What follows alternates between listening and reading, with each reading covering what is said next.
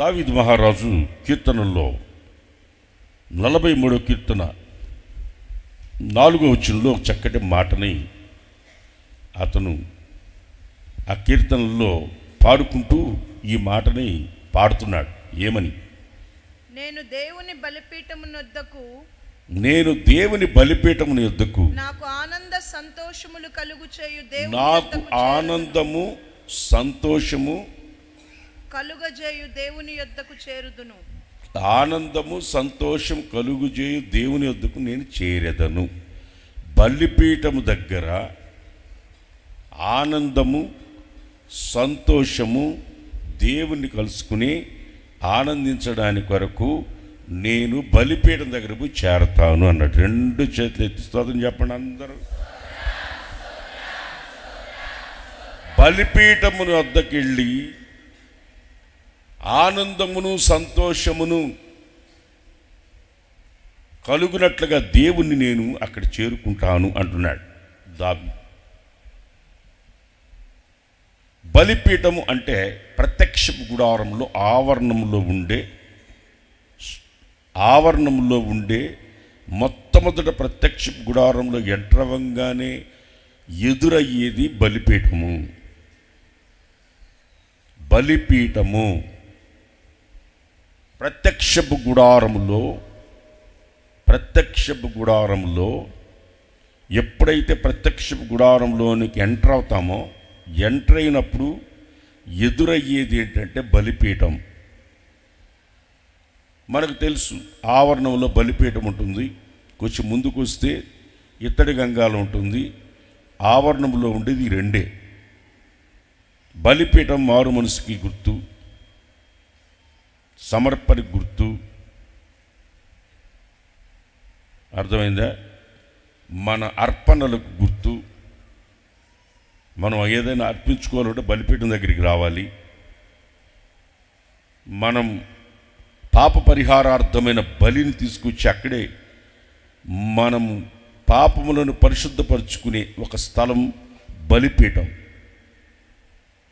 బలిపీఠం దగ్గరికి వచ్చి ఇతను అంటాడు, నేను ఆనందిస్తాను, సంతోషిస్తాను, దేవుని కలుసుకుంటాను అని దావీదు అంటున్నాడు. నేను దేవుని మందిరంలో బలిపీఠం దగ్గరికి వచ్చి నేను కలుసుకుంటాను, సంతోషిస్తాను, ఆనందిస్తాను.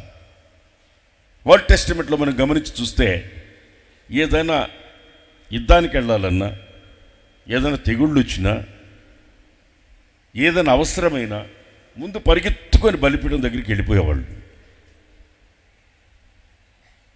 ఏదైనా వాళ్ళ విన్నపాలైనా బలిపీఠం దగ్గరికి పోయి ముందు అక్కడికి వెళ్ళి వాళ్ళు ఏం చేయాలనుకున్న బలిపీఠం దగ్గరికి పరిగెత్తుకొని వెళ్ళిపోయేవాళ్ళు. బలిపీఠం దగ్గరికి వెళ్ళినప్పుడు దావీదు యొక్క అనుభవం ఏంటంటే ఆనందము. చెప్పండి గట్టిగా, ఆనందంగా చెప్పండి. ఆనందము సంతోషం. చెప్పేటప్పుడు ఆ ఫీల్ ఉండాలి. ఆనందం సంతోషం.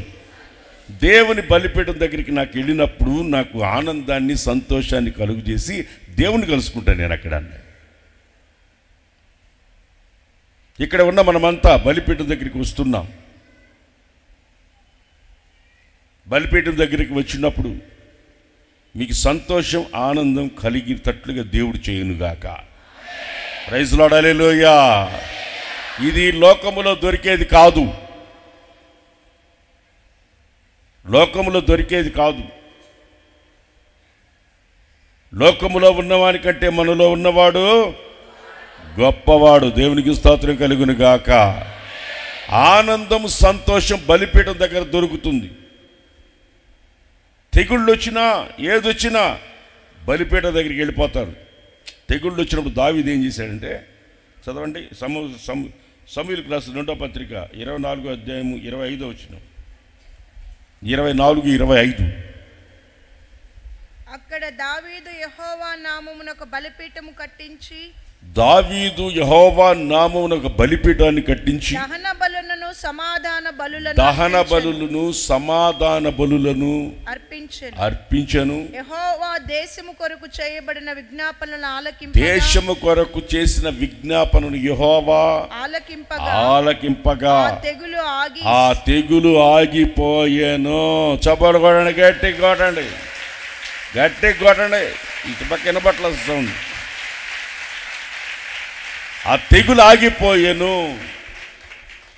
సమాధాన బలులు, దహన బలులు, పాప పరిహారార్థ బలులు, సమాధాన బలులు, జిహ్వ బలులు ఆ బలిపీఠం దగ్గరికి వచ్చినప్పుడు ఆ బలులు అర్పించినప్పుడు ఆ బలులు అక్కడ దేవుడు వాళ్ళ మొరను ఆలకించి తెగులు ఆగిపోయేటట్టు చేసి ఆ దేశాన్ని కాపాడాడు. ఏదన్నా విన్నపం దేవునికి చెప్పుకోవాలనుకుంటే పరిగెత్తుకొచ్చి బలిపీఠాన్ని కట్టి ఆ రోజుల్లో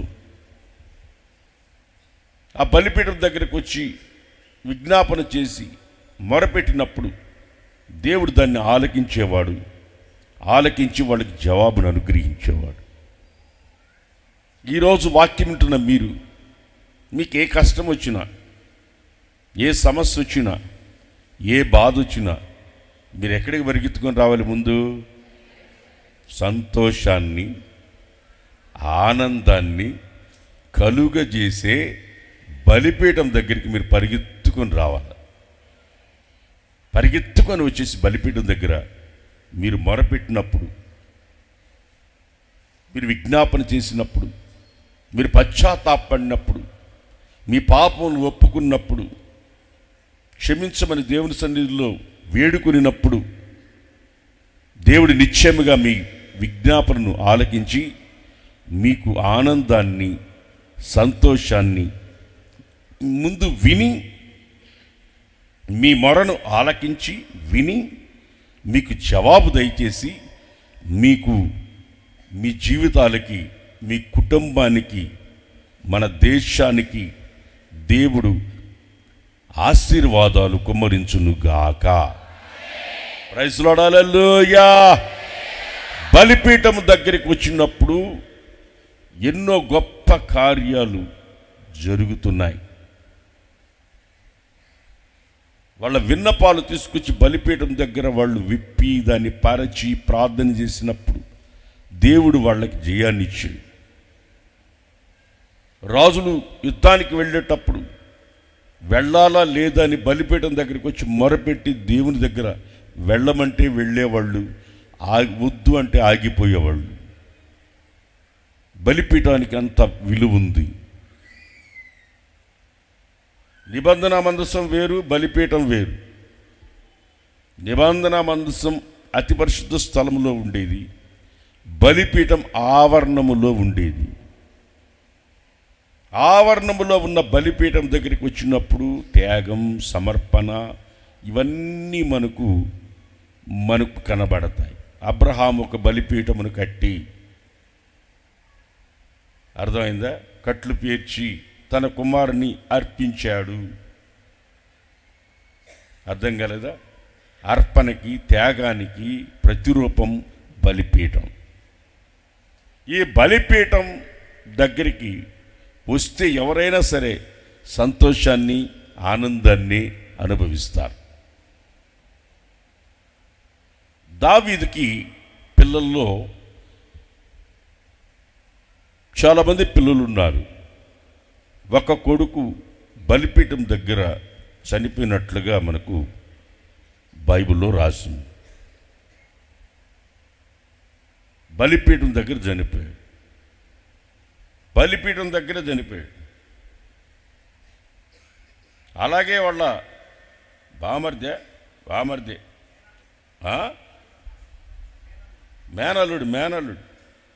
మేనల్లుడు కూడా చచ్చిపోయాడు. వీళ్ళిద్దరూ ఆనందాన్ని, సంతోషాన్ని కలుగు చేసే స్థలంలో చనిపోవడానికి కారణాలేంటి?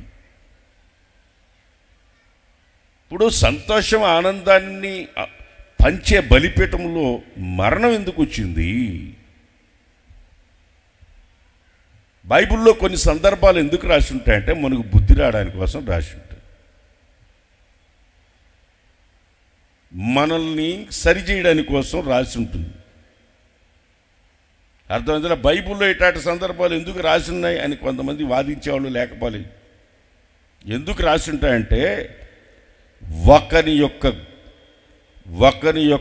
దేవుడిచ్చే పనిష్మెంట్ మనకు గుణపాఠంగా తెలుసుకొని సరి చేసుకొని బ్రతకడానికి కోసం దేవుడు దానిలో కొన్ని లేఖనాల్లో రాసి ఉంచాడు.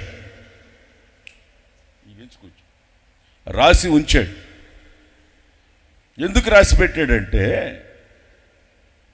మనం దాన్ని చదివి కొంచెమన్నా బుద్ధి తెచ్చుకొని అటువంటి పనులు మనం చేయకుండా, వాళ్ళకి జరిగిన నష్టం మనకు కలగకుండా మనము మెలకువగలిగి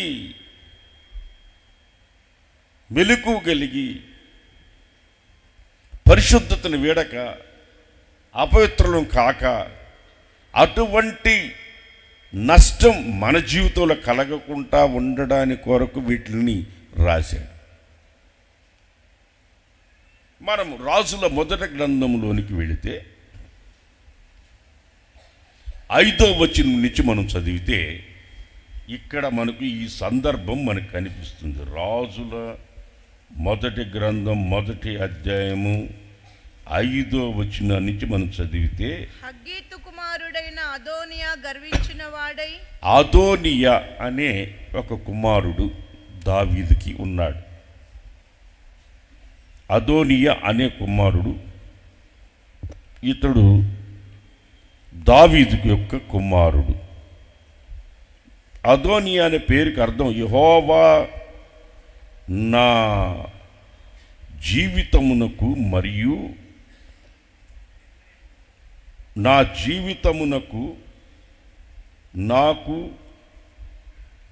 నన్ను సృష్టించిన వాడు, నన్ను ఏలువాడని అర్థం. అదోనియా అని అర్థం యెహోవా నా జీవమునకు మరియు నిర్ణయములకు, కరెక్ట్, నిర్ణయములకు స్వకీయుడు, నన్ను ఏలువాడు. ఒక్క మాట చెప్పాలంటే నన్ను ఏలువాడు. అదోనియా అనే పేరుకి అర్థం నన్ను ఏలువాడు అని అర్థం. ఈ పేరు తల్లిదండ్రులు పెట్టింది ఎందుకంటే తన జీవితంలో దేవుని యొక్క నిర్ణయాలు ఇతని జీవితంలో నెరవేరాలి, ఇతడు దేవుడు ఏలే వ్యక్తిగా మారాలి అని ఆ పేరు పెట్టాడు. అదోనియాకి ఈ పేరు పెట్టారు తల్లిదండ్రులు. ఇతనికి ఆ పేరు పెట్టారు, కానీ ఇతనిలో ఆ లక్షణాలు కనబడకుండా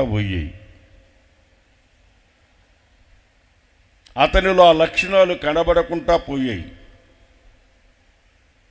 అతను దేవుడు ఏలువాడు అనే యొక్క మంచి పేరు అతనికి పెడితే, నిర్ణయాలన్నీ దేవుడు తన జీవితంలో చెయ్యాలి,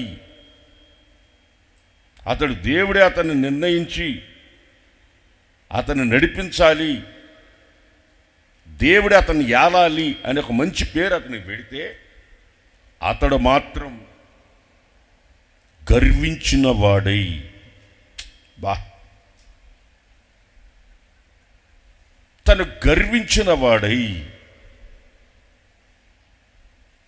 గర్వం మనిషి జీవితానికి నష్టాన్ని కొని తెచ్చిపెడుతుంది. గర్వం పశుప్రాయుణ్ణి చేస్తుంది. మనిషి పశువులుగా తయారవడానికి కారణం గర్వం. మనిషి పశుప్రాయుడిగా తయారవుతాడు. గర్వం ఎప్పుడైనా మనిషి జీవితాన్ని నష్టాన్ని తెచ్చిపెడుతుంది. గర్వం తన జీవితం బలిపీఠం దగ్గర మరణించడానికి, అక్కడే ఆనందం సంతోషం ఇచ్చే స్థలంలో, ఆనందాన్ని సంతోషం ఇచ్చే స్థలంలో బలిపీఠం దగ్గర మరణించాల్సి వచ్చింది. ఛాన్స్ ఇచ్చినా కానీ లోపడ్లా. అతనికి గర్వం కలిగి ఏం చేశాడంటే, అక్కడ చదివితే నేనే రాజునవుతా. చూసావా? దావీదు తర్వాత మహాజ్ఞాని అయిన ఎవరు? నీ కడుపులో ఒకడు పుడతాడు. అతడు పరిపాలించే కాలంలో యుద్ధాలే ఉండవు, సమాధానంగా రాజ్యం ఉంటుంది అని దేవుడు ముందుగానే నిర్ణయించి పెట్టుంటే, ఇతడు తల్లిదండ్రులు చెప్పినట్టుగా పేరుకు తగినట్లుగా దేవుని నిర్ణయాలని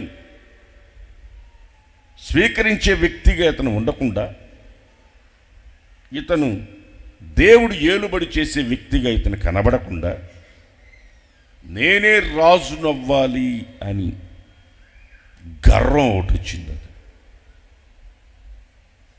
బలిపీఠం దగ్గర అతను దిక్కులేని సావు.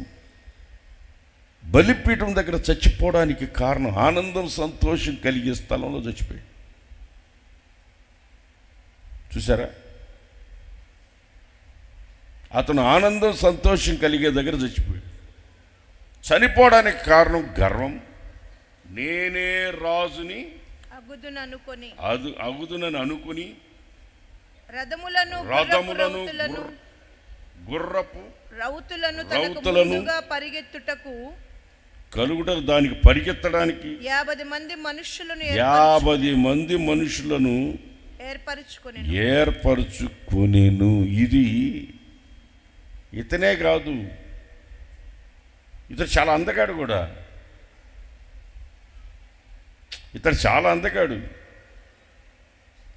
అబ్సలోం కూడా అదే పని చేశాడు.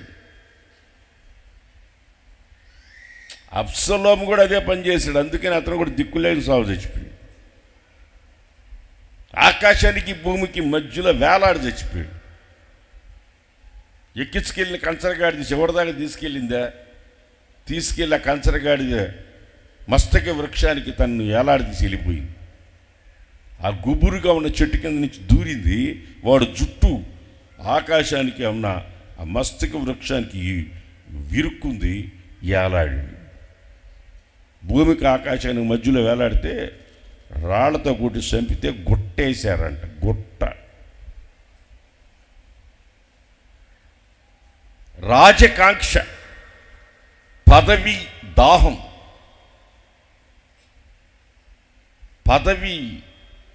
దాహం, అతని జీవితానికి ఆనందాన్ని సంతోషాన్ని కలుగు చేసే స్థలంలో దుఃఖం అతని జీవితంలో విరివిగా పండింది.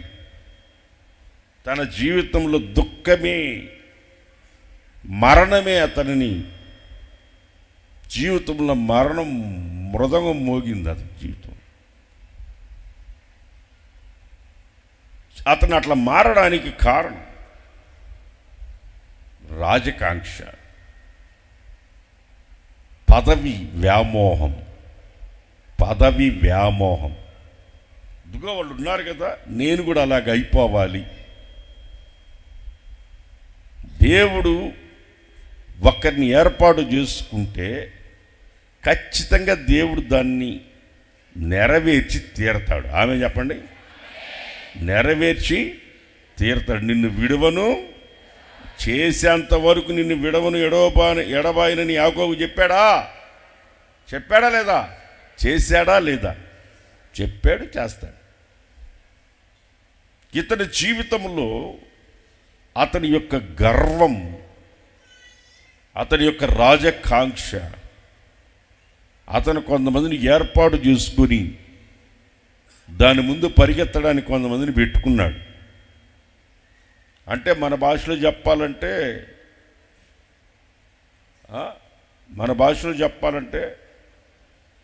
కొంతమంది ముందు కొంతమంది పరిగెత్తేవాళ్ళు, వెనక పరిగెత్తేవాళ్ళు ఉంటారు కదా. అధికారంలో ఉన్నవారికి జెడ్ కేటగిరీ అంటారే, ఆ విధంగా ఇతను రోడ్డు మీద నడిచిపోతే కూడా ఎవరు పట్టించుకుని వీడు రాజవంశంలో పుట్టినోడే. ఆ గౌరవాన్ని కాపాడుకోకుండా దావీదు కడుపులో పుట్టాను కదా, అతనికి దేనిలో అతన్ని పెడతారో దాంట్లో ఉండకుండా తల్లిదండ్రుల పేరు చెప్పినట్లుగా తల్లిదండ్రులు అతని జీవితంలో యెహోవా నా జీవితమును మరియు నిర్ణయిస్తాడు,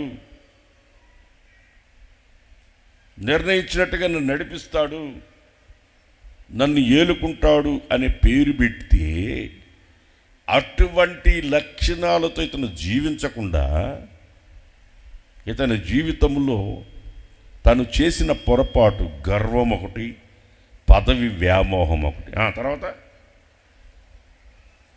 అతని తండ్రి నీవు ఇలాగు ఎలా చేయుచున్నావని అతని చేత ఎందుకురా ఇట్లా చేస్తున్నావని తండ్రి అతన్ని ఎప్పుడో విచారించి అతని నొప్పి కలుగు చేయలేదు, అతనికి నొప్పి కలుగు చేయలేదు. ఇతనిది కూడా పొరపాటు ఉంది. ఎందుకురా ఇట్లా చేస్తున్నావని అడగల. పిల్లలు తప్పు చేస్తే తల్లిదండ్రులు అడగాలి, చెప్పాలి. చెప్పకపోవటం కూడా తప్పే. మీకు తెలుసు, దేవుని యొక్క మందసం అన్నిలు ఎత్తుకొని వెళ్ళిపోయారు. అక్కడున్న యాజకుడు అక్కడే తల ఇరిగి వెనక్కబడి చనిపోయినట్లుగా మనం చూస్తాం.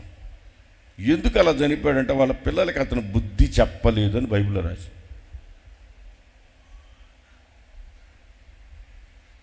తన పిల్లలకి తాను బుద్ధి చెప్పలేదు అని రాసింది. ఎవరు అతని పేరు చెప్పండి?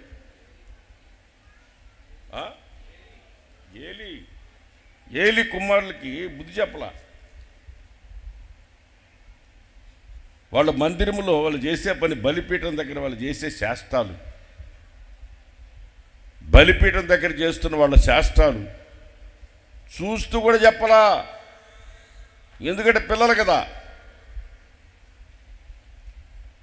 కాబట్టి కొంతమంది చూడండి, విశ్వాసులందరూ చెప్తారు, పిల్లలకు చెప్పరు. విశ్వాసులందరికీ చెప్తారు, మీరు అట్టుండాలా, ఇట్టుండాలా, అట్టుండాలా, ఇట్టుండాలా, మీరు అట్టుండాలా, ఇట్టుండాలని చెప్తారు, పిల్లలకి చెప్పరు. నా సేవా అనుభవంలో 34 సంవత్సరాల సేవా అనుభవంలో నా దగ్గర ఒక సిస్టర్ సేవ చేసింది. ఏ విశ్వాసం వచ్చినా సరే అందరినీ తిట్టేది. అది ఇది అనేది, ఇది అనేది ఒక సిస్టర్. వాళ్ళ అన్న కూతుర్లు 2 వచ్చినారు, ప్యాంట్లు షర్ట్లు వేసుకొని. ఏమన్నా చిన్నపిల్లలు వేసుకున్నారంటే అందంగా ఉంటుంది. ఒక్కొక్కరేమో పెళ్ళిళ్ళు చేస్తే 4 పిల్లలకి అంటారు. ఆ వయసులో ప్యాంట్లు షర్ట్లు వేసుకుని ఆడదుడ్డాలుగా వచ్చినారు. నేను సేవ చేసే కాడ ఈ ఊళ్ళో కాదు, ఈ ఊళ్ళో అనుకునేది. వాళ్ళకొక్క మాట చెప్పలా. ఎవరా?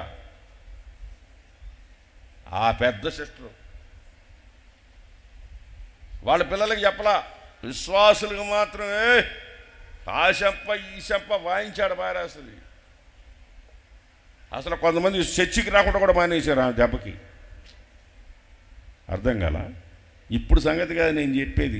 నేను చిన్న వయసులో సేవకు వచ్చిన కొత్తల్లో సంగతి. అర్థం కాల. ఇప్పుడు ఏమో అనుకుని ఎవరు ఆ సిస్టరు, ఎవరి దగ్గర సేవ చేశాడు అని ఇప్పటికే చూడు శివులు శాట అంత చేసుకుని వింటున్నాను. వాళ్ళ పిల్లలకి చెప్పదు. అట్లా సేవకులు ఉన్నారు, సిస్టర్లో ఉన్నారు, వాళ్ళ పిల్లలకి చెప్పరు. ఏలి పరిస్థితి అదే. అర్థం కదా. మనం ఒక ఏళ్ళు ఇటు చూపిస్తున్నామంటే మనల్ని ఎన్నేళ్ళు ఇటు చూపిస్తున్నారు చూడు. ఈ దావీదురే అటు చేయడం తప్పురు అని చెప్పాలి కదా, చెప్పలా. ఏమనలేదు, నొప్పి కలగ చేయలేదంట అతను. ఏముంది అక్కడ? అదే అతను బాధే పడ్డాడు. నొప్పా నీవు ఇలాగు ఏల చేయుచున్నావని అతని చేత ఎప్పుడు విచారించి అతనికి నొప్పి కలుగు చేయలేదు.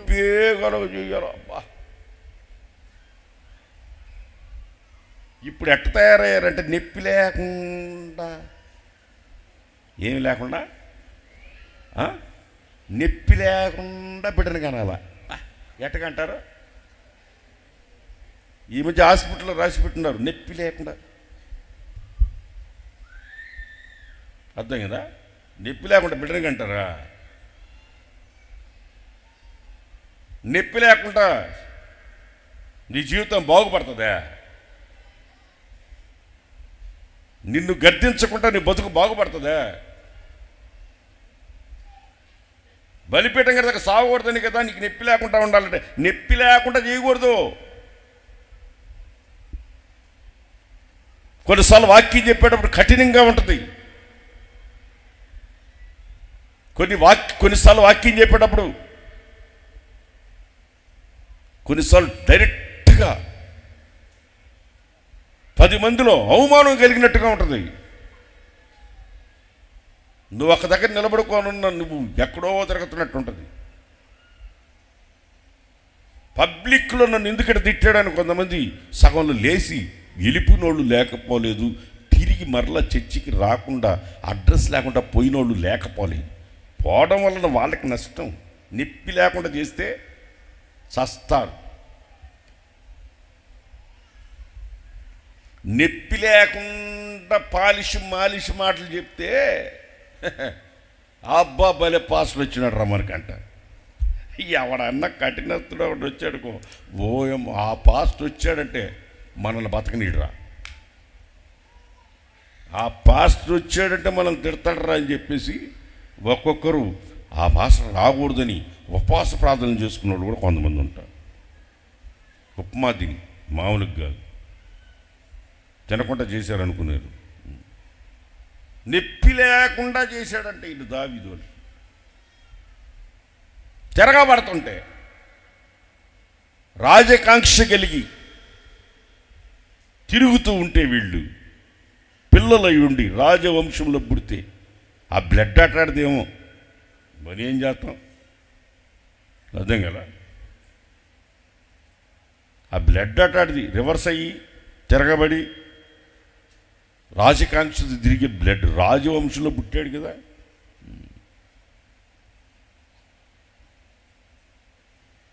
ఇతను తిరగబడే వ్యవహారంలో ఉన్నాడు ఇక్కడ. తర్వాత అతడు చూచుటకు బహు సౌందర్యము గలవాడు, సౌందర్యముగా ఉన్నాడు, చూడడానికి బాగా అందంగా ఉన్నాడు. ఏం లాభం? చూడడానికి బాగానే ఉన్నాడు. ఇప్పుడు చూడ కొంతమంది విశ్వాసులాగా అబ్బా అస్సలు విశ్వాసులంటే ఇట్టుండాలరా అన్నట్టుగా ఉన్నారు. హల్లెలూయా చెప్పండి, అందరు గట్టిగా చెప్పండి హల్లెలూయా. అసలు ఈరోజు అయితే అందరూ తెల్ల బట్టల్లోనే కనబడుతున్నారు. చూస్తూ ఉంటే దేవదూతలంతా ఇక్కడికే వచ్చున్నారా, లేకపోతే ఆకాశంలో ఎగిరి కొంగలన్నీ ఏడు చేయినాయి అన్నట్టుగా ఉంది.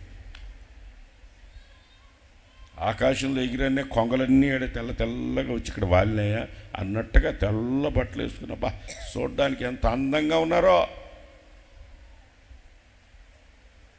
చాలా అందగాడు అంటే ఇతను.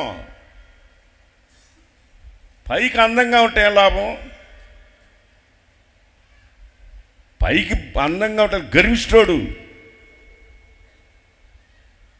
గర్విష్ఠుడు, పదవి వ్యామోహం కలిగిన వాడు, దేవుడు ఏర్పాటు చేసిన వ్యక్తికి రివర్స్గా ప్రవర్తిస్తున్న వ్యక్తి.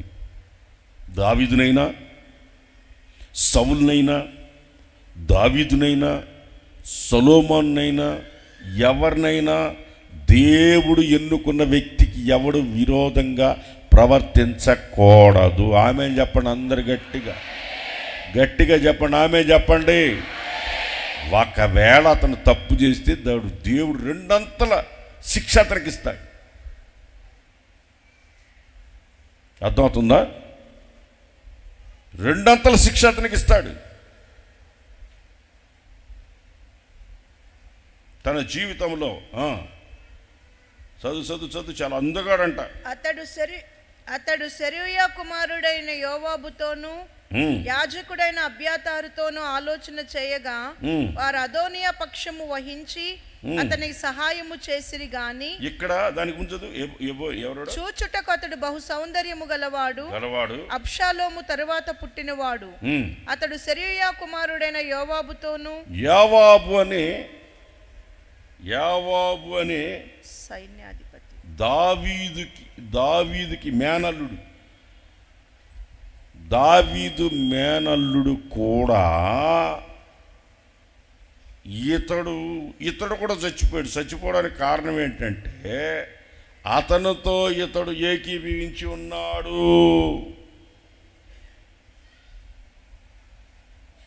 మేనల్లుడు, దావీదు మేనల్లుడు, దావీదు కొడుకు ఇద్దరు బలిపీఠం దగ్గర చచ్చిపోవడానికి కారణం అతడు గర్విష్ఠుడు, రాజకాంక్ష కలిగిన వాడు, అతను తిరగబడినవాడు గనుక అతడు నొప్పి లేకుండా పెంచారు గనుక అతడు చచ్చాడు. ఇతడేం చేశాడు? అతనితో చేయగలిపాడు. అది చదువు అర్థం అక్కడ అదే. అతడు సెరూయా కుమారుడైన యోవాబుతోను యాజకుడైన అబ్యాతారుతోను అబ్యాతారుతోను ఆలోచన చేయగా వారు అదోనియా పక్షము వహించి. ఇప్పుడు దావీదు కొడుకు పక్షాన వీళ్ళు కూడా చేరారు కనుకనే వీళ్ళిద్దరు చచ్చిపోవడానికి కారణం అది. అభిషేకించబడిన వ్యక్తికి రివర్స్ అయిన వాడు ఒకడు ఉంటే వాడితో కలవడం వల్ల వీడు తెచ్చాడు. అసలు వీడు అసలు సాగకూడదు. ఒక లెక్క ప్రకారం వీడు సాగకూడదు. ఎందుకు తెచ్చిపోయాడంటే వాడితో కలిసి.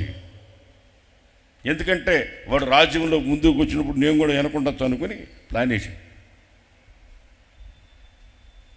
వీళ్ళిద్దరు కలిశారు.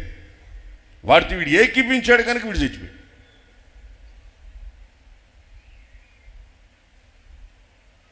అర్థమవుతుందా మీకు? బలిపీఠం దగ్గర ఆనందించడానికి, సంతోషించడానికి రావాలి కానీ రాజకీయాలు చేయడానికి, పదవి వ్యామోహం కోసం. అర్థమవుతుందా? ఎవడు రివర్స్గా ఉన్నాడో, రెబల్గా ఉన్నాడో అటువంటి వాళ్ళతో కలిసే దాని కొరకు దేవుని మందిరానికి రాకూడదు. దాని వలన మీరు నష్టాన్ని తెచ్చిపెట్టుకుంటారు.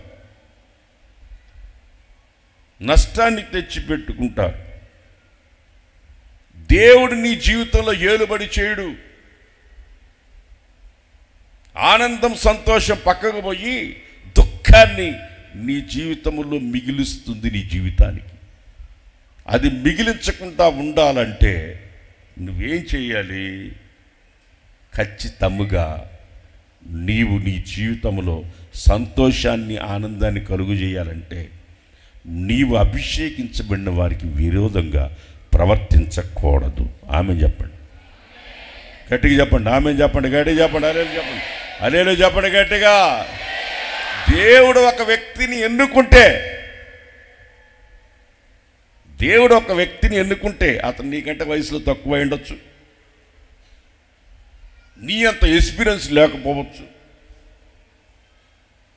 అర్థమైందా? నీ అంత అందంగా లేకపోవచ్చు, నీ అన్ని టాలెంట్లు అతనికి లేకపోవచ్చు, నీకున్నన్ని తలాంతులు అతనికి లేకపోవచ్చు. అర్థమైందా? దేవుడు ఒక వ్యక్తిని ఎన్నుకుంటే, ఎటువంటి వ్యక్తిని దేవుడు ఎన్నుకుంటే, గాడిదలు మేపుకునేవాడిని ఇశ్రాయేలీయులకి రాజుగా చేయలేదా? గొర్రెలు మేపుకునేవాడిని రాజుగా చేయలేదా? చేయలేదా? నేను ప్రవక్త వంశములో పుట్టినవాడిని కాదు, నేను అందరికంటే అల్పుడిని. ఎవరని నా మాట? అందరికంటే అల్పుడిని నేను రాజుల కుటుంబంలో పుట్టలేదు, నేను అల్పుడిని. నన్ను ప్రవక్తల కుటుంబంలో నేను పుట్ల. నన్ను మీరు ఎందుకు ఈ స్థితిలో పెట్టారు? ఎటువంటి వాడినైనా దేవుడు ఎన్నుకుంటాడు. అర్థమైందా? వాడు మనిషి అయితే చాలు. ఆమె చెప్పండి, గట్టిగా చెప్పండి. చేతుల తల్లి చెప్పండి, గట్టిగా చెప్పండి. వాడు పలానా వంశములో ఉండాలా, పలానా నోట్లో ఉండాలని కాదు. దేవుడు ఎవరినైనా ఎన్నుకుంటాడు, దానిలో నువ్వు కూడా ఉండొచ్చు. ఆమె చెప్పండి, గట్టిగా చెప్పండి. మోషే నత్తోడిని దేవుడు ఎన్నుకోలా? నత్తోడిని ఇశ్రాయేలు ప్రజలు బయటికి తీసుకురావడానికి ఎన్నుకోలేదా? పడిపోయిన ప్రాకారాలు కట్టడానికి నెహెమ్యాను ఎన్నుకోలేదా? ప్రియమైన దేవుని బిడ్డలారా, ఎంత బాధకరమైన విషయం. 50వ వచనం చూస్తే అదే అధ్యాయం 50వ వచనం. అదోనియా సొలొమోనుకు భయపడి లేచి బయలుదేరి బలిపీఠపు కొమ్ములను పట్టుకొనెను. అదోనియా రాజైన సొలొమోనుకు భయపడి బలిపీఠ కొమ్ములను పట్టుకొని, రాజైన సొలొమోను తన సేవకుడైన నన్ను కత్తి చేత చంపకుండా ఈ దినమున నాకు ప్రమాణము చేయవలనని మనవి చేయుచున్నట్లు సొలొమోనుకు సమాచారము రాగా సొలొమోను ఇలాగు సెలవిచ్చెను, అతడు తన్ను యోగ్యునిగా అగపరుచుకునిన ఎడల, అతడు యోగ్యుడని తెలిస్తే అతని తల వెంట్రుకలలో ఒక్కటి కూడా కింద రాలదు.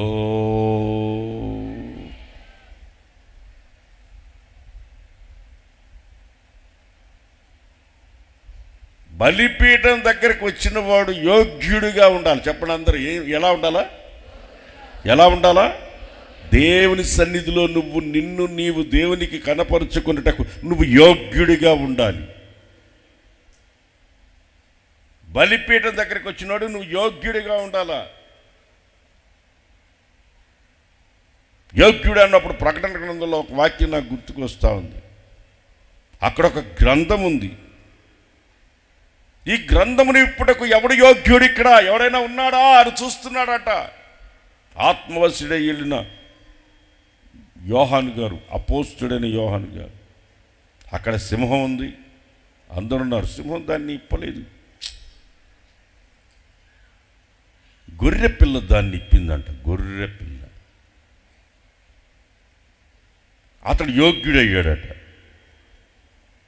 అతడు యోగ్యుడంట, ఆ గ్రంథాన్ని ఇప్పడానికి యోగ్యుడు. దేవుని మందిరములో నిన్ను నువ్వు పరిశుద్ధపరుచుకొని నీ తలలో వెంట్రుక ఒక్కటి కూడా రాలకుండా నువ్వు కాపాడబడాలంటే దేవుని సన్నిధిలో నువ్వు పరిశుద్ధంగా, పవిత్రంగా, అర్థమైందా, నిన్ను నువ్వు పరిశుద్ధపరచుకొని నిన్ను నీ పాపాలు ఒప్పుకొని విడిచిపెట్టి, నీ గర్వాన్ని విడిచిపెట్టి, నీ అహంకారాన్ని విడిచిపెట్టి, నీ శరీరేచ్ఛలను విడిచిపెట్టి దేవుని సన్నిధికి వచ్చి మొరపెడితే నీ తలలో వెంట్రుకలలో ఒక్కటి కూడా, చెప్పండి వాళ్ళది చెప్పండి, నీకు నష్టము ఏ మాత్రమును కలుగుదు. ఖచ్చితంగా నీకు ఏ నష్టం కలుగు. నీకు అలా కలిగిందంటే నువ్వు దేవుని సన్నిధిలో యోగ్యుడివి కాకపోవచ్చు. సొలొమోను చెప్తున్నాడు, అతను యోగ్యుడైతే అతని తల్ల ఇంటూ కూడా ఒక్కడ కూడా రాలదు పో అన్నాడు. అంతే. అతని ఎడల దౌష్యము కనబడిన ఎడల అతనికి మరణ శిక్ష వచ్చి, అతడికి మరణ శిక్షే. మరణ శిక్షే కన్ఫర్మ్. అదే 2వ అధ్యాయం 28వ వచనం చదవండి. 2వ అధ్యాయం. యోవాబు అబ్షాలోము పక్షము అవలంబింపకపోయినను అదోనియా పక్షము అవలంబించాను గనుక ఈ వర్తమానములు అతనికి రాగా అతడు పారిపోయి యెహోవా గుడారమునకు వచ్చి బలిపీఠపు కొమ్ములను పట్టుకొనెను. బలిపీఠం కొమ్ములను పట్టుకొని ఆనందించి సంతోషించాల్సిన స్థలంలో అతడు యోవాబు పారిపోయి యెహోవా గుడారమునకు వచ్చి బలిపీఠమునొద్ద ఉన్నాడన్న సంగతి రాజుకు సొలొమోనుకు వినబడగా సొలొమోను యెహోయాదా కుమారుడైన బెనాయాను పిలిపించి నీవు వెళ్ళి వాని మీద పడుమని చెప్పినప్పుడు బెనాయా యెహోవా గుడారమునకు వచ్చి రాజు నిన్ను బయటికి రమ్మని సెలవిచ్చినని యోవాబుతో చెప్పెను. అతడు అది కాదు, నేను ఇక్కడనే చచ్చదని అనగా నేను ఇక్కడే చచ్చిపోతా అని అతనే నిర్ణయించుకున్నాడు. ఆనందం సంతోషం కలిగే స్థలంలో సావడానికి సిద్ధపడ్డాడు. సిద్ధపడినాడు. బెనాయా తిరిగి రాజునొద్దకు వచ్చి యోవాబు తనతో చెప్పిన మాట రాజునకు తెలియజేశాను. అందుకు రాజు ఇట్లా నేను అతడు నీతో చెప్పినట్లు చేయుము. వాడు చెప్పినట్టు అక్కడే చెప్పాడు. అతడు దారపోసిన నిరపరాధుల రక్తమును నా మట్టుకు నా తండ్రి కుటుంబకుల మట్టుకు పరిహారము చేయుటకై అతన్ని చంపి పాతిపెట్టుము. చంపి పాతిపెట్టండి రావండి. ఈ లెసన్లో ఈ పాఠంలో మనం ఏం నేర్చుకున్నాం? ఒక ఛాన్స్ నీకు ఇచ్చినప్పుడు, నీ తల ఎంట్రుకల్లో ఒకటి కూడా రాలేదని అన్నప్పుడు, నీలో దోషం ఏమి కనబడకుండా చూసుకొని నిన్ను నువ్వు పరిశుద్ధపరచుకొని పవిత్రపరచుకొని బలిపీఠం దగ్గర నువ్వు నిర్దోషినిగా యోగ్యుడిగా నువ్వు కనబడితే నిశ్చయంగా దేవుడు నిన్ను నీ తలలో ఒక్క ఎంట్రుకు కూడా రాలకుండా నిత్య జీవాన్ని ప్రసాదించే దేవుడు మనకున్నాడు. Praise lord. హల్లెలూయా, హల్లెలూయా. ఆనందాన్ని సంతోషాన్ని కలుగజేసే బలిపీఠం మనకు ఒకటి ఉన్నది. హెబ్రీ పత్రికలో ఉంది, మనకు ఒక బలిపీఠం ఉంది. ఆ బలిపీఠం ప్రభువైన యేసుక్రీస్తు సిలువయే. చేతెత్తాలని చెప్పండి. అక్కడికి వచ్చి మనల్ని మనం శుద్ధి చేసుకొని యోగ్యులుగా మార్చబడి పవిత్రులుగా మార్చబడి పవిత్రతను తెచ్చుకొని యోగ్యులుగా మార్చబడి, అర్థమైందా? గర్వాన్ని తగ్గించుకొని కాదు, తీసేసుకొని. తగ్గించుకోవడం అంటే కొంచెం పెట్టుకున్నట్టు, తగ్గించుకోవడం కాదు, గర్వం లేకుండా చేసుకుని సాత్వికులుగా మారి పదవి వ్యామోహాన్ని తీసివేసుకొని అభిషేకించబడిన వాడికి విరోధముగా మాట్లాడకూడదు, తిరుగుబాటు చేయకూడదు, ఎదురు ఆడకూడదు అనే సంగతి తెలుసుకొని, దేవుడు ఒక వ్యక్తిని ఎన్నుకున్న తర్వాత తనకు వ్యతిరేకంగా మాట్లాడకూడదన్న సంగతి తెలుసుకొని కొంతమందిని నియమించినప్పుడు వాళ్ళ మాట వినాలి.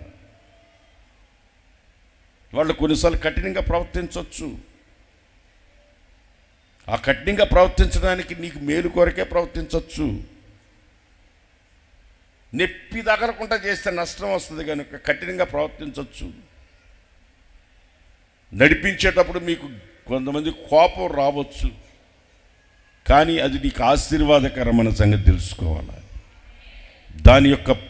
దాని యొక్క ప్రతిఫలం ఆనందం. చెప్పండి, ఆనందం, సంతోషం.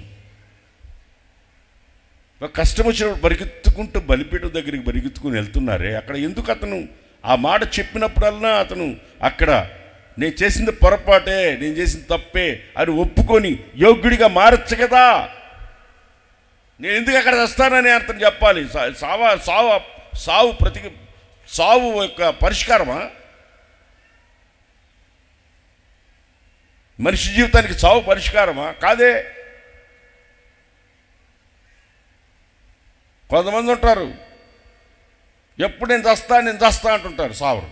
హల్లెలూయా, హల్లెలూయా చెప్పండి, గట్టి చెప్పండి, గట్టి చెప్పండి, హల్లెలూయా, హల్లెలూయా. నేను చస్తా అంటుంటారు. ఎప్పుడు చస్తారని నేను కూడా కాసుకుని ఉంటా. వాళ్ళు సావరు. సస్తా అంటుంటారు. సస్తారేమో ఒకటి సావడు. అరిసె కుక్క కరవదు, కరిసే కుక్క ఆరవదు. సస్తా అండి. సావు అంటే ఏమన్నా పులిహార వండుకొని తిన్నంత ఈజీ అనుకుంటున్నారా?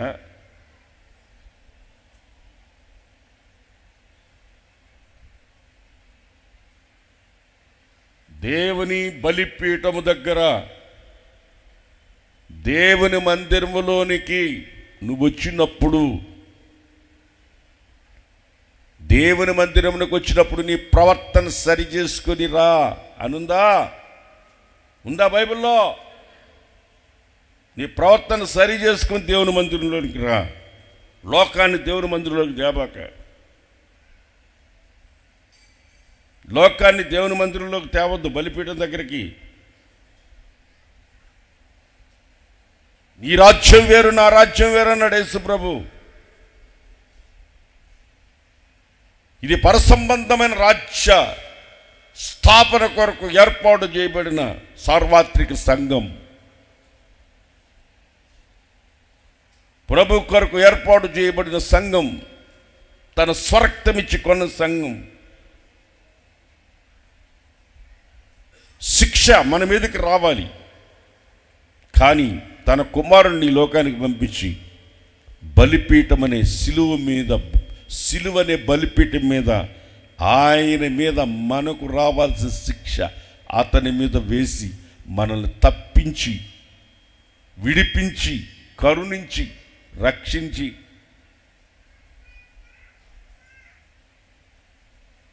బలిపీఠం దగ్గరికి మనం కరుణాపీఠంగా మార్చి మనల్ని కరుణించి మనల్ని విడుదల పొంది, మనం చావాల్సిన మనం, నిత్య నరకానికి వెళ్ళాల్సిన మనం, ఇదిగో వీళ్ళు చచ్చినట్టు చావాల్సిన మనం నిత్య జీవాన్ని మనకిచ్చి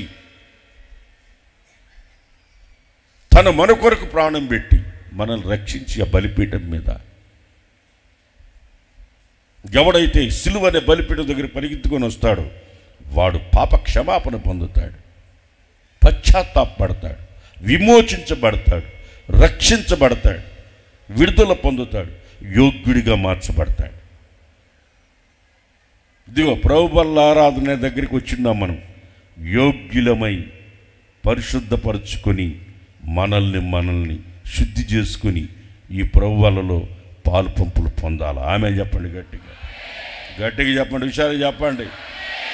ఇద్దరు దిక్కులేని సాగు తెచ్చిపోయి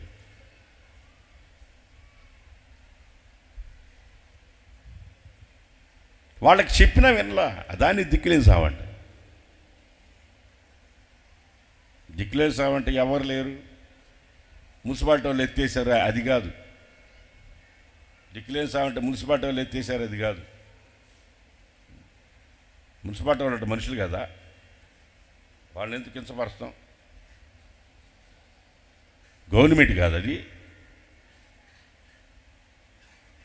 అర్థం కాల. ఒకడికి వయసు అయిపోతే ఒకడు సలహా ఇచ్చినారు, ఒరే నీవు చచ్చిపోతే నిన్ను ఎవర్రా ఎత్తేసేది, నీకు తల్లి పిల్లలు లేరు, ఏం లేకపోతే ఎవర్రా, దగ్గర కూర్చొని ఆడడానికి ఎవరు లేకపోతే పెళ్లి చేసినారు. పెళ్లి చేసిన వారానికి కూడా కింద తెచ్చినాడు. అది పరిష్కారం అనుకొని పెళ్లి చేసినారు. అందరూ ఉన్నారులే మనను చచ్చిపోయినప్పుడు అనుకోవడం కాదు. మన పక్షాన ప్రాణం పెట్టింది ఆయన, మనం విడిపించింది ఆయన. నొప్పి కలగకుండా మాత్రం మనల్ని సంఘంలో నడిపించడు, నొప్పి కలుగు చేస్తాడు. నొప్పి లేదు అంటే అర్థం కాదా? చలనం లేదంటే సచ్చిందని అర్థం. బిడ్డ పుట్టంగానే నర్సమ్మ ఏం చేస్తుంది? ఫటాఫటాన్ని రెండు తగిలిస్తుంది, గిచ్చనైనా గిచ్చుతుంది, ఇట్లా కొడుతుంది. బాగున్నాడు రా అంటుంది. వాడు అట్టే ఉన్నాడు అనుకో, మాట్లాడకుండా, అరవకుండా, ఏడవకుండా, ఓహో వీడికి ఏదో లోపం ఉంది అని తెలిసిపోదు. ఏదో లోపం ఉందిరా వీడికి అని తెలిసిపోదు. అందుకని పుట్టంగానే కొట్టి ఏడిపించేది నర్సులు. నర్సుల కోసం అలేలే చెప్పండి అందరు. వాళ్ళు సరిగా ఉన్నారో లేదో తెలుసుకునేది అదే. పుట్టినప్పుడు తెలిసిపోద్ది. పుట్టినప్పుడు ఏడుస్తా రావాలా, పోయేటప్పుడు ఏడిపిస్తా పోవాలా. హల్లెలూయా. అది బతుకంటే జీవితం యొక్క సారాంశం ఏంటంటే పుట్టినప్పుడు ఏడుచుకుంటా రావాలా, సచ్చేటప్పుడు ఏడిపిస్తా పోవాలా? ఆ బతుకుని తీసేసి దేవుడు బలిపీఠం దగ్గర తీసుకొచ్చి ఆనందాన్ని, చెప్పండి, ఆనందాన్ని, సంతోషాన్ని, ఆహా ఆనందమే, ఇది కూడా అదే. ఆశ్రయపురం అంటే ఏంటంటే, ఆశ్రయపురం అన్న సిలువే, బలిపీఠం అన్నా అదే. మనకు ఆపద వచ్చినప్పుడు, కష్టం వచ్చినప్పుడు, శ్రమలు వచ్చినప్పుడు, నిందలు వచ్చినప్పుడు పరిగెత్తుకుంటూ వెళ్ళిపోయి బలిపీఠం దగ్గర చేరతామే, శత్రువు చేతికి దొరకకుండా కాపాడబడతామే, అదే బలిపీఠం అంటే. శత్రువు చేతికి దొరకకుండా మన పాపాలన్నీ పరిహరించుకొని పరిశుద్ధపరుచుకొని మన కొరకు ప్రాణం పెట్టిన యేసయ్య వైపు తిరిగి సంతోషంగా ఆనందంగా మన జీవితాలు ఉంచుకొని పవిత్రపరుచుకొని యోగ్యులుగా మార్చబడి ఆనందాన్ని, సంతోషాన్ని మనము అందరము అనుభవించదము గాక. మోకరించండి, ప్రార్థన చేసుకుందాం. పరిశుద్ధుడైన దేవ, ప్రేమ స్వరూపి, మీ ఘనమైన నామానికి స్తోత్రం తండ్రి. గతించిన 3 మాసాలు కనుపాప వలె కాపాడి ఉన్నారు. ఈ ఏప్రిల్ మాసంలో తండ్రి మొదటి పునరుద్ధాన దినమందు మేమంతా ఇంకా సజీవులమై ఉన్నాం, మేమంతా ఇంకా బ్రతికి ఉన్నామయ్యా మిమ్మల్ని స్తుతించడానికి. ప్రభువా, ఈ పునరుద్ధానపు వేళ మా మధ్యలోనికి మీరు వచ్చారు, మా ఆరాధనని మీరు అంగీకరించారు. నీ ప్రజలందరితో మీరు ముచ్చటించిన మాటలను బట్టి స్తోత్రం ప్రభువా. మీ సేవకుల ద్వారా మీరు తెలియచేసిన మాటలకు మేము అప్పగించుకుంటున్నాం తండ్రి. మాకు ఆనందాన్ని, సంతోషాన్ని కలుగు చేసే దేవుని బలిపీఠము యొద్ద మేము ఎలా ప్రవర్తించాలి, దేవుని మందిరానికి వస్తున్నప్పుడు దేవుని మందిర విషయంలో, బలిపీఠ విషయంలో మేము ఎలా ప్రవర్తించాలి, ఎలా ప్రవర్తించకూడదు అని మీరు తెలియచేశారు తండ్రి. బలిపీఠముని యొద్దకు వచ్చిన వారికి ఆనందానికి, సంతోషానికి ప్రతిగా మరణం ఎందుకు కలుగుతుంది తండ్రి? పాత నిబంధన కాలంలో భక్తుల్ని మా ఎదుట ఉంచారు ప్రభా. అదోనియా, దావీదు కుమారుడైన అదోనియా బలిపీఠం దగ్గరే చనిపోయాడు. కారణం, అతను తండ్రికి విరోధంగా, అభిషేకించబడిన వానికి విరోధముగా మాటలాడి క్రియ చేసి ఉన్నాడు ప్రభువా. మరి యోవాబు సైన్యాధిపతి ఉండి అతను మరణమైపోవడానికి గల కారణం, అభిషేకించిన వానికి విరోధంగా మాటలాడి వారితో కలుసుకొనటం వలనే బలిపీఠం దగ్గర వారిద్దరూ మరణమైపోయారు. తండ్రి, దావీదు తన కుమారుణ్ణి తండ్రి నొప్పి కలుగు చేయకుండా, ఆ కుమారుని యొక్క ప్రవర్తన సరిచేయకుండా ఉండటం వలన కుమారుడు మరణమైపోయాడయ్యా. ఇవన్నీ కూడా ఆత్మీయులైన వారు గమనించినట్లుగా తండ్రి, విశ్వాసులైన వారు, పరిశుద్ధులైన వారందరూ కూడా ఒక్కసారి వివేచించేటట్లుగా తండ్రి, తల్లిదండ్రులైన వారు వివేచించేటట్లుగా ఈరోజు మీరు మాట్లాడారు. ఏదైనా పిల్లల ప్రవర్తన సరిచేయడానికి బదులుగా వారు బాధపడతారేమో, వారికి నొప్పి కలుగుతుందేమో అని ఏలీ వలె, దావీదు వలె నాయన అనేకులు వారి పిల్లల మరణానికి కారకులవుతున్నారని మీరు హెచ్చరించినందుకు కొరకై స్తోత్రం. ప్రతి వారి ఈ మాటని బట్టి తండ్రి సరిచేసుకోవాలి నాయన. బలిపీఠం యొద్దకు వచ్చిన మేము మా ప్రవర్తనలో దౌష్ట్యము కనబడితే మరణమైపోతామని మీరు హెచ్చరించారు. మమ్మల్ని మేము యోగ్యులుగా కనపరుచుకోవడానికి ఈ ఉదయకాలమున మీ యొద్దకు వచ్చాం తండ్రి. ఈ పునరుద్ధాన పారాధనలో పాలు పొందిన ప్రతి బిడ్డ కూడా దేవుని ఎదుట యోగ్యులుగా మార్చబడడానికి ఇంకనూ కల్వారి రక్తం ప్రవహించుచూనే ఉన్నది. కల్వారి రక్తము ద్వారా కడగబడిన వారై ఏ మాత్రం ఎవరిలో గర్వము, అహంకారము, అహంకారపు మాటలు, గర్వపు మాటలు మాటలాడకుండా ఒక్కొక్కరిని సరిచేయండి ప్రభువా. మీ మాట ఇది హెచ్చరిక నాయన. దేవుని మందిరములో ఎలా పడితే అలా మాటలాడడం, అభిషేకించిన వారికి విరోధంగా, నడిపింపుకు విరోధంగా మాటలాడిన వారు మరణమవుతారు అని మీరు హెచ్చరించారు తండ్రి. ఈ మాటలన్నిటికీ నాయన మా తల మీ శిరస్సు, మా శిరస్సు మీ పాదాల యొద్ద వంచి మమ్మల్ని మేము మీకు అప్పగించుకుంటున్నాం తండ్రి. మీ బలిపీఠము యొద్ద మాకు ఆనంద సంతోషములే కలగాలి. మా దేవుని బలిపీఠం యొద్ద మేము ఆనంద సంతోషములే పొందుకోవాలి, కానీ మరణము కాకుండానట్లుగా మాకు ముందు అలాగు సంభవించిన వారిని తండ్రి మాకు మా తండ్రి హెచ్చరికగా మీరు ఉంచారు నాయన. మా బలిపీఠం మీరే అయ్యున్నారేసయ్యా, మా బలిపీఠం మీరే అయ్యున్నారేసయ్యా. మీ యొద్దకు ఈ ఉదయకాలమున వచ్చి ఉండగా ప్రతి బిడ్డ కుటుంబాన్ని, కుటుంబంలోని వ్యక్తులను సరిచేయండి నాయన, సంఘాన్ని సరిచేయండి నాయన, సేవకులను సరిచేయండి నాయన. మీకు స్తోత్రం తండ్రి, స్తోత్రం. ఇత్తబడిన ప్రతి మాట కూడా ఒక్కొక్కరి వినికిడిలో దాన్ని భద్రపరుచుకొని ఈ మాసం జాగ్రత్త పడాలి, జాగ్రత్త పడాలి ప్రభువా. ప్రతి బిడ్డ జాగ్రత్త పడాలి నాయన. స్తోత్రం తండ్రి. దేవుని పరిశుద్ధాత్ముడి మాటలు మాట్లాడి ఉన్నారు గనుక మీరు క్రియ జరిగించండి ప్రభువా. ఇప్పుడు తండ్రి అన్నకి మరింత కృప దయచేయండి, ఆరోగ్యం ఇచ్చి తండ్రి వేసవి కాలం అంతా కూడా మీ కృపలో భద్రపరిచి సేవా కార్యక్రమాల్లో వాడుకొనండి. మేమంతా రక్త మాంసాల్లో పాలు పొందడానికి సిద్ధంగా ఉన్నాం. ప్రతి బిడ్డను ఒక్కసారి శుద్ధీకరించండి నాయన, రక్తంతో పరిశుద్ధపరచండి యేసయ్యా. రక్త మాంసాలు పుచ్చుకుంటూ ఉండగా శరీరములో ఆరోగ్యం కలగాలి, ఆత్మలో బలం కలగాలి.